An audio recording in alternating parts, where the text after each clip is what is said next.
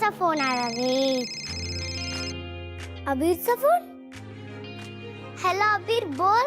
ओवे, तुझ्या बाबांना कॅम्पला आणायची काही आयडिया सुचली असते का नाही तुला? नाही रे अबीर, मी खूप डोकं चालवलं पण मला काहीच सुचलं नाही. टेन्शन घेऊ नका म्हणता मी, कारण मला एक आयडिया सुचलेली असते बघा. खरंच? काय आयडिया सांग ना लवकर. हे बघ, परवा सकाळी आपल्याला ट्रिपला निघायचं असतं. आईने सांगितले सकाळी 6 वाजता बस गुरुकुलात येणार. आता बस आली की पोरं जमा होत असतात, सामान लोड होत असतं. म्हणजे निघता निघता 6चे 6:45 किंवा 7 तरी होत असतात म्हणतो मी. अबी, तुम्हाला बाबाला कॅम्पला कसं आणायचं याची आयडिया सांगतोय की बसचं टाइम टेबल सांगतोय? मेन पॉइंटवर ये ना. अगं हो, थांब जरा. क्रिकेट मध्ये बॉल टाकण्याच्या आधी फिल्डिंग लावावी लागत असते ना. मी त्यासाठी मस्त ग्राउंड तयार करत असतो बघ. तर प्लॅन असा आहे, परवा सकाळी तू ठीक 7 वाजता झोपेतून उठायचंस. काय तू वेडायस का रे अबीर? सकाळी 6 वाजता तिथे पोहोचायचंय आणि तू मला 7 वाजता उठायला सांगतोयस. मी वेळेत कशी पोहोचणार? माझी ट्रिप मिस होईल ना. अगं ओवी, ही तर मेन आयडिया असते म्हणतो मी. तू वेळेत पोहोचायचंच नाहीस म्हणजे तू इकडे यायला उशीर करायचा आणि गुरुकुलात मी माझ्या आईच्या मागे लागत असतो की आई बस कधी सोडणार, बस कधी सोडणार, बस कधी सोडणार. म्हणून तिला 7 किंवा 6:45 ला बस सोडायलाच लावत असतो बघ. अबीर, मला काहीच समजत नाहीये. अगं ओवी, ही खूप साधी गोष्ट असते की ग. तिला तर माहितीच आहे ना माझी आई किती श्रेष्ठ असते म्हणून ना. बरोबर, ती बाकीच्या मुलांचा खोळंबा करून तिच्या एकटीसाठी बस थांबवतच नसते बघ. अरे वा, कसलं भारी डोकं आहे रे तुझं. तू मला बाबाला कॅम्पला आणायची आयडिया देणार होतास. इथे तुझ्या आयडियामुळे मलाच कॅम्प मिस करायला लागणार. अगं ओय, शांत हो, शांत हो. अजून मी मेन बॉल टाकलेलाच नसतो की ग. अरे मग टाक ना तू लवकर बॉल. किती वेळ फिल्डिंग लावत बसणार आहे?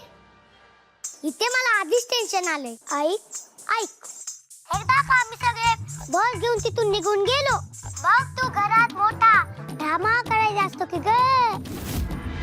रडायचं, पाय आपटायचे आणि सरळ तुझ्या बाबांच्या मागे लागायचं. त्यांना म्हणायचं तुम्ही काही करा पण मला तुमच्या गाडीतून कॅम्पच्या ठिकाणी सोडच. तुझे बाबा तुला रडताना पाहू शकत नसतात ना ग. मग ते तुला कॅम्पला सोडण्यासाठी स्वतःची गाडी घेऊन येत असतात. आणि एकदा का ते कॅम्पच्या ठिकाणी आले की आपण त्यांना 3 दिवस तिथेच अडकवून ठेवू की ग.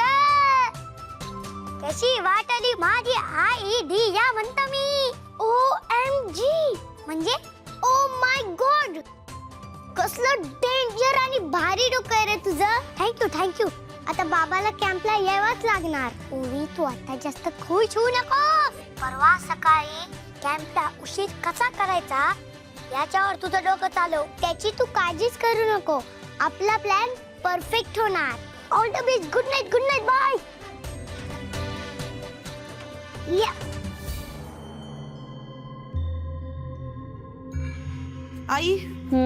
आई तुम्ही खूप ग्रेट आहात. म्हणजे बघा ना, तुम्ही अख्खं घर सांभाळता आणि फक्त घरच नाही, अख्खी कंपनी सुद्धा तुम्हीच सांभाळता. तुम्ही ना माझ्या रोल मॉडेल आहात. मी कायम तुमच्याकडे बघून असं काय हवंय काय तुला माझ्याकडून? नाही, एवढं माझं भरभरून कौतुक करतेस आज म्हणून विचारते. काय हवंय स्पष्ट काय ते सांग. आई असं का बोलताय? मी मनापासून बोलायचं होतं ते. मी कधी तुमचा शब्द मोडलाय का याआधी? अजिबात नाही.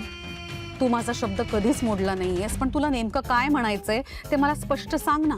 हे बघा आई, माझ्यासाठी तुमचा शब्द म्हणजे कायमच शेवटचा शब्द राहिला. आणि अशात जर दुसरं कोणी तुमचा शब्द मोडत असेल आणि तुम्ही काही बोलत नाहीये, या गोष्टीचा गैरफायदा घेऊन काहीतरी वागत असेल ना, तर मग मला नाही सहन होत. मोनिका, कोणी काय केलंय? कोणी नियम पाळला नाहीये या घरात? हा, कोणी माझा शब्द मोडलाय? जरा स्पष्ट बोलशील का काही? आई ते नको, जाऊ देत बाई. नाही काय बोलत मी. परत मी बोलले की माझा चेहरा दिसतो आणि मीच वाईट ठरते. सगळ्यांच्या चांगल्याचा विचार करते तरी मलाच वाईट ठरवण्यात येतं. जाऊ देत. काय झालंय? राजकुमारनी काय केलंय परत? हो आई, नाही नाही नाही, राजकुमारनी नाही. राजकुमार तुमच्या शब्दाच्या पुढेही जात नाही तो सहसा. मी तर तुमच्या लाडक्या लेखाबद्दल बोलते. सारंग, सारंगनी काय केलंय आता? आई, सारंगने ओवीला गाण्याचा क्लास लावला, ते आपण समजून घेतलं आणि गप्प बसलो. पण आता तो ओवीला 3 दिवसांच्या कॅम्पसाठी पाठवतोय. हो, त्या गुरुकुलातल्या सगळ्या टीचर्स आणि त्यांचे सगळे स्टुडंट्स आणि गुरुकुलातली ती कोण एक मेन टीचर आहे त्यांची, ती पण असणार आहे सोबत. ती त्यांची गुरु, ती काळी का गोरी आपण बघितलंच नाहीये. ओवीला आपण असं एकटं पाठवतोय, कोणावर विश्वास ठेवायचा? हा, कोणाला कॉन्टॅक्ट करायचा? आणि आई, आज ती ओवी त्या 3 दिवसांच्या कॅम्पसाठी जाईल. उद्या गाण्याचे कार्यक्रम करायला सुरुवात करेल आणि मग सगळ्या लोकांमध्ये चर्चा व्हायला सुरुवात होईल. तुमच्या इमेजला शोभतं काही हे असं सगळं? नाही, कालपर्यंत ठीक होतं, पण या कॅम्पच्या निमित्ताने जर का सारंग आणि सावली एकमेकांसमोर आले तर ते पुन्हा एकत्र येऊन संसार थाटायची स्वप्न बघतील. मला असं हे अजिबात व्हायला नकोय.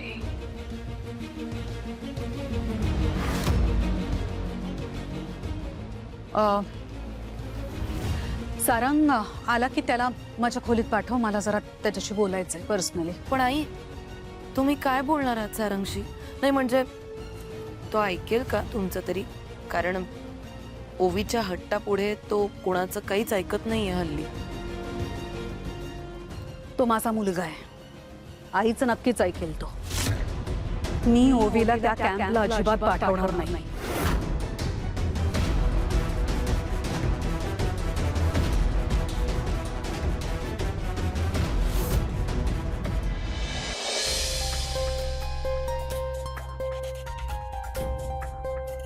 आई, आई हे बघ, ओवीच्या कॅम्पची तयारी सुरू आहे, नंतर बोलू आपण. तेच, ओवीला कॅम्पला पाठवायची काय गरज आहे? काय करणार आहेत तिथे? तिला गाणं शिकवणार आहेत ना? तुला माहिती आहे, आपल्या घरात गाणं शिकणं, गाणं मला आवडत नाही. या घरचा एक नियमच आहे, हे सगळं आपल्याकडे चालत नाही. आणि ती जाते ना गुरुकुलात गाणं शिकायला, मग परत कॅम्प कशाला हवी आहे तिला? हे बघ आई, गाण्याची तिला आवड आहे आणि तिची आवड मी जोपासणार, आणि यात काहीच चुकीचं नाहीये. काहीच नाहीये चुकीचं आहे. काय चुकीचं? आपल्या घराण्याची प्रतिष्ठा, मान मर्यादा, नियम काय आहे का नाही? या घराचा नियम मी तुला मोडू देणार नाही. नियम? या घरातला सगळ्यात मोठा नियम तर तूच मोडलायस आई. मी? मग कोणता? सांग ना मला. अमृता वहिनींनी कायदेशीररित्या राजकुमार दादाला डिवोर्स दिलाय का? मग नाही ना. आणि फक्त तू नियम मोडलेला नाहीयेस आई, हा गुन्हा आहे. एवढा मोठा गुन्हा जर तू करू शकतेस तर मग कशाला उगाच अडवतेस? शिकू दे ना गाणं तिला, कशाला ऑब्जेक्शन घेतेस? सारंग काय बोलतोयस तू? आई, आई हे बघा, जाऊ द्या ना, सोडून द्या तुम्ही हा विषय. उगाच कुठे वाढवत बसताय? याने इतकं मनाशी पक्क ठरवलंच आहे ओवीला कॅम्पला पाठवणं, तर पाठवू देत, जाऊ देत.